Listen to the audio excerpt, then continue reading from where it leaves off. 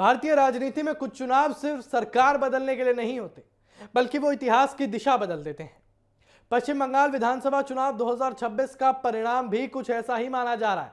जिस बंगाल को दशकों तक वामपंथ का गढ़ कहा गया, जहां पिछले 15 वर्षों से ममता बनर्जी और तृणमूल कांग्रेस का दबदबा था, वहां भारतीय जनता पार्टी ने ऐसा राजनीतिक कमाल कर दिखाया है जिसकी चर्चा सिर्फ देश में नहीं बल्कि विदेशों तक हो रही है।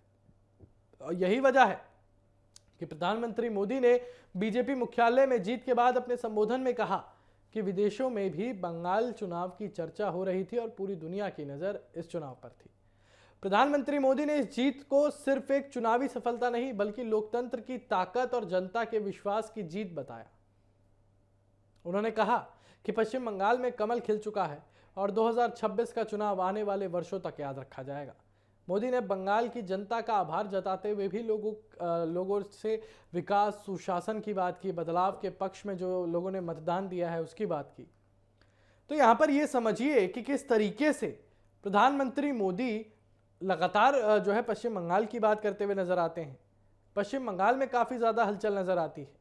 ये सारी चीज़ें कुल मिलाकर ये बता रही हैं। अब सोचिए, जैसे तस्वीरों में आप देख सकते हैं कि प्रधानमंत्री मोदी का सूरत का दौरा था, वहाँ पर उन्होंने जनता संबोधन भी किया, लोगों से भी बात की। ये सारी चीज़ें अपने आप में दिखाती हैं कि राजनीति कितनी संवेदनशील हो जाती है जब बात अपने वजूद की आती है।